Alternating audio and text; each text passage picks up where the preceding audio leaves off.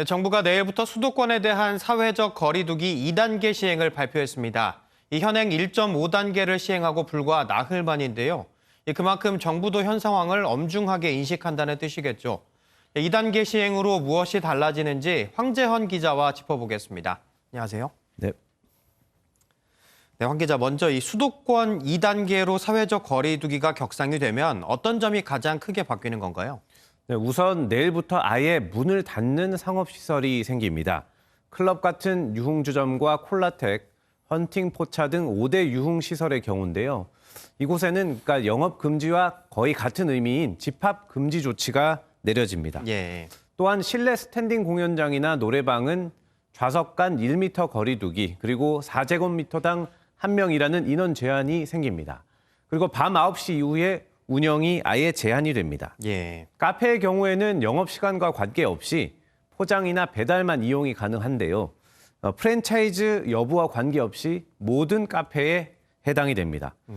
음식점 역시 저녁 9시까지만 정상 영업할 수 있고 그 이후로는 포장이나 배달만 가능합니다. 예. 이 제약되는 부분이 상당히 많군요. 이 코로나19 때문에 또 미루다가 결혼하시는 분들도 많은데 이 걱정이 상당히 크실 텐데요. 이 결혼식장이라든지 장례식장 운영은 어떻게 되는 건가요? 네, 현행 1.5단계, 그러니까 오늘까지죠. 지금은 4제곱미터당 1명이라는 인원을 지키면 됐었습니다. 예. 그런데 내일부터는 이 면적과 관계없이 무조건 100명 미만으로 조문객과 하객을 받아야만 합니다. 예. 그리고 영화관과 공연장은 좌석 간 거리 두기를 해야 하고요. 음식 섭취가 금지됩니다. 예. 다만 이 PC방의 경우에는 칸막이가 있을 경우에는 좌석을 띄우지 않아도 되고 또 칸막이 안에서 개별 음식을 섭취할 수 있게 예외 규정을 두기는 했습니다. 예.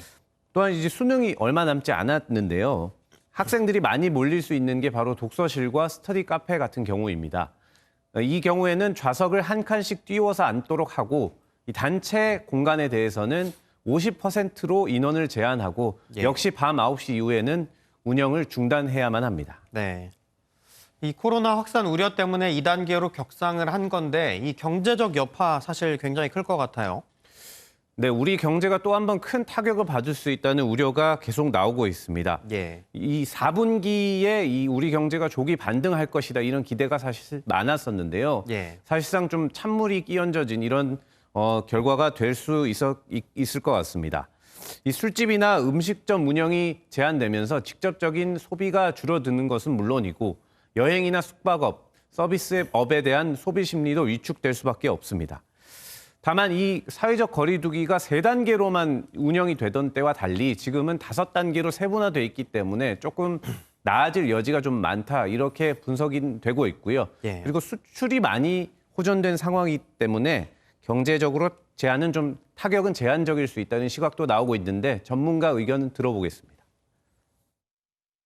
우리 수출 기업들이 언제까지 이러한 수출 호조세를 이어갈 수 있을지, 남은 기간 동안 재정 집행률을 어느 만큼 효율성 있게 끌어올리는가가 중요한 변수가 될 것으로 예상합니다.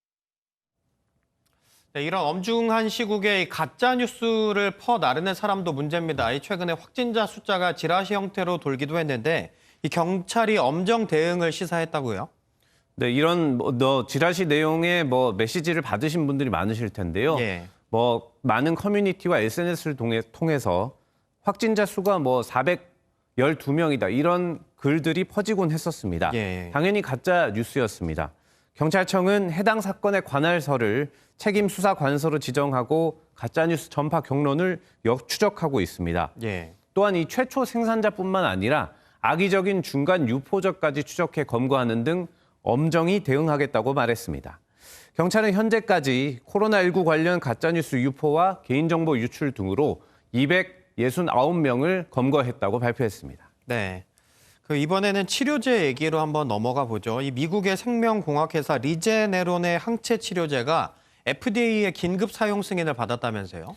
네, 미국 식품의약국 FDA가 이 리제네론사의 항체 치료제의 긴급 사용 승인을 했다고 이 미 언론들이 보도했습니다. 예. 12세 이상의 경증 또는 65세 이상 고위험군을 포함한 중간 정도의 증상을 보이는 코로나19 환자가 이 치료제를 맞을 수 있다 이렇게 밝힌 건데요. 네. 임상 시험에서 이 약물을 투여받은 환자들은 이 대조군과 비교해 코로나19 증상으로 입원하거나 응급실에 가는 비율이 감소한 것으로 나타났습니다. 예. 이 치료제는 이 코로나19 완치자의 혈액의 항체 중에서 바이러스를 무력화할 수 있는 항체만 좀 선별해서 치료제로 이용하는 이런 약품인데요.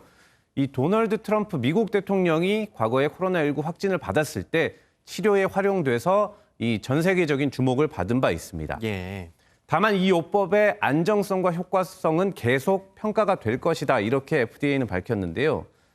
이 회사 측은 이달 말까지 8만 명 복용분 생산을 예상하고 있고 내년 1월까지는 30만 명이 이 약을 맞을 수 있다 이렇게 밝힌 바 있습니다. 네. 지금까지 정치부 황재현 기자와 코로나19 이야기 나눠봤습니다. 고맙습니다.